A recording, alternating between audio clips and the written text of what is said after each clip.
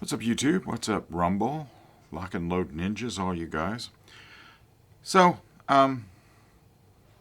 situations continue to evolve. A while back, probably the most unpopular video I've ever made was the SIG P365, not a gun I will carry. The problem with the gun was the grip. The grip was just not full enough in my hands. But I took a second look at it, and then I did see the use of it and everything else, because there are going to be times when a smaller gun would actually be sort of nice. It'd be nice to have that smaller gun on you. But then I had a thing happen with one of my SIGs, and I got rid of every SIG I owned. After much fanfare of saying, oh yeah, this is my new carry gun. But then I got my Glock mojo back. I lost my Glock mojo when I had open heart surgery. I don't know what happened. Something between my hands and my brain, and you know, they cut you down this way, and there's some nerve endings that get separated. I don't know what was going on. So, with my new gig with WORD, one of the things I do is I shoot video, and because I like video as a medium, and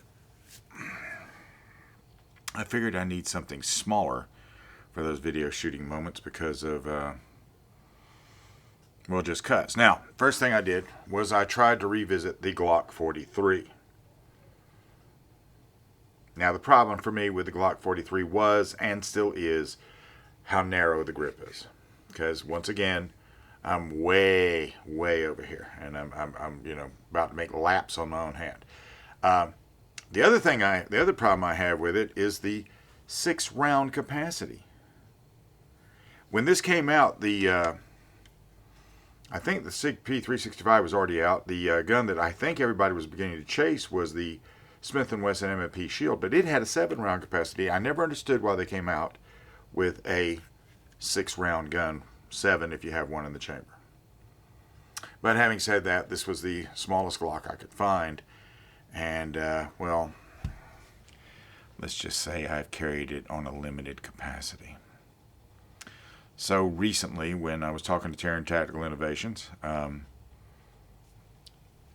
told me that this year I'm going to build you the guns I carry on a daily basis. Which that was interesting to me because, you know, Tunein has his choice of whatever gun he wants to carry. His primary carry gun is the first gun that he sent me this year, and I will get his secondary carry gun later on. But the first gun he sent me is the Tunein Tactical Innovations Glock 43x, and this is in the combat carry configuration. Sort of looks like a Copperhead too, as far as the color scheme and everything on it. Now this thing has a Trijicon RMR, a little narrow one. What makes combat carry what it is because, well, you know, the slide treatment, trigger. From Glock, this is a 10-round gun, but Tunein had been doing some experimentation. So along comes the Shield Arms 3rd generation magazine, which is a 15-round magazine. Had a few people tell me that those things were garbage. My friend Paul Markle at Student of the Gun, he told me that, you know, in some of the classes in the past, when people had shown up with Shield Arms magazines, they had all kinds of problems. And I heard about that gens 1 through 2. But this is the 3rd gen. The other thing with this gun is that this gun has the Vickers tactical mag release, and I think that they've solved the metal on metal part of it, because with the Shield Arms magazine, you are metal on metal if you fix this right. You can use the Hamilton State Armory Dagger magazines, but Tunein, who designed this gun, a lot of people call Tuein's guns a range toy.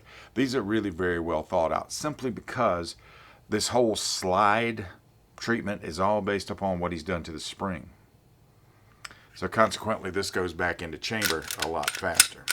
When shooting this, when presenting it, the grip on this is just enough.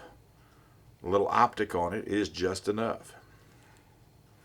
15-round capacity. When I was talking to Super Dave one time, I was telling Super Dave on the radio show, I'd like to have a Glock 26 length slide with a Glock 19 grip, sort of in the same pattern as the Glock 45. Well, I don't think they're going to build that, but I think in this configuration, this gun does it. And I have taken it out and I have shot it. And the range manners of the gun are a little stunning in something this size. I let my friend Mark and I let my friend John shoot the gun, and they were a little surprised by it as well, because it's small. I mean, it's in terms of it's the same barrel length as the Glock 43, and only slightly thicker than the Glock 43. But it is thick enough to give you that full grip feel, to where my fingers aren't almost touching my palm, which that just feels awkward.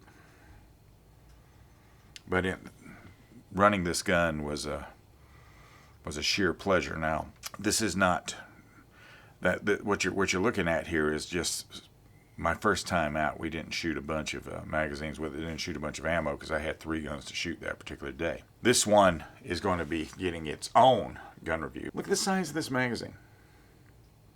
This is, so this is a staccato magazine, and this is the Shield Arms magazine. Okay? I have 6 of these, and I mean, that means what? That's 90 rounds on tap when I go out with this. And it's all in a really small package that is very shootable. Now, this also means, of course, that you can just go out and get the Glock 43x MOS and probably do the same thing, because this right here, a gun like this is a matter of small percentage improvements.